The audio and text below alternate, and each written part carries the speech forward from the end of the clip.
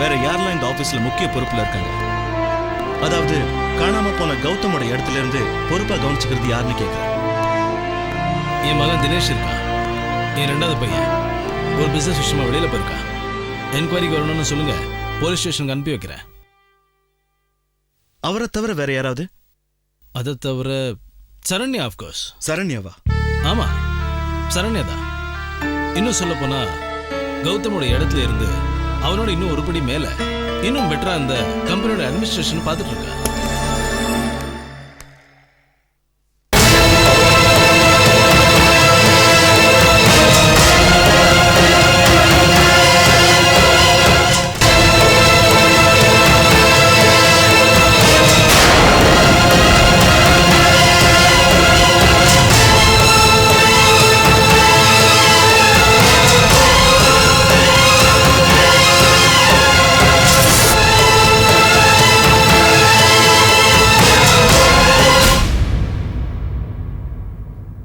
வாமா.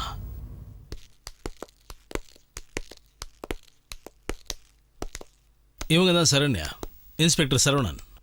கௌதம் கேஸை பத்தி விசாரிக்க வந்திருக்காரு. இப்பதான் உங்களை பத்தி பேசிட்டு இருந்தேன். எல்லாரையும் விசாரிக்கும் போது நீங்க ஏன் இவங்களை மட்டும் வர சொல்லல? அவசியம் இல்லைன்னு தோணுச்சு. கௌதம் காணாம போனதுக்கு அப்புறம் தான் இவங்க ஆஃபீஸ் வந்து சேர்ந்தாங்க. இன்னும் சொல்ல போனா இவங்க கௌதம் பார்த்தது கூட இல்லை. அதனால தான் கூப்பிடல. நீங்க நடந்துக்கிறது தப்பு சார். யார் யாருக்கு எங்கெங்க சம்பந்தம் இருக்குன்னு உங்களுக்கு தெரியாது.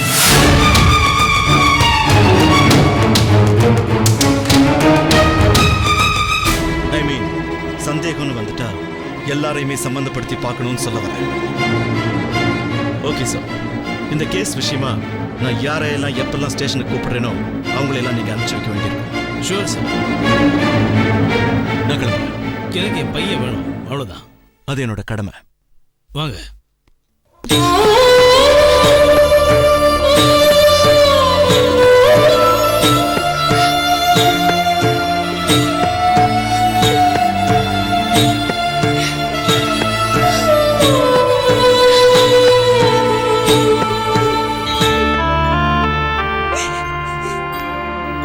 என்னம்மா கண் கலங்கிட்டு இருக்கீங்க? ஒண்ணும் இல்ல. அது காணாம போன தான் மக மேல சார் இவ்வளவு அஃபெக்ஷன் வச்சிருக்காரு. அதான் மனசே கஷ்டமா இருக்கு. ரொம்ப தங்கமான பிள்ளைமா கௌதம் சார். அப்படி ஒரு பிள்ளை காணாம போனா எந்த அப்பாவுக்கு தான் மனசு கஷ்டமா இருக்காது? கௌதம் சார் போட்டோவை பார்த்ததும் சாரோட கண் எப்படி கலங்கிருச்சு தெரியுமா?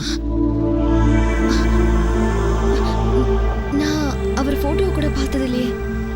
எங்க இருக்கு அவர் போட்டோ? இங்கதான் மரூம்ல இருக்கு, வாங்க காட்டுறேன்.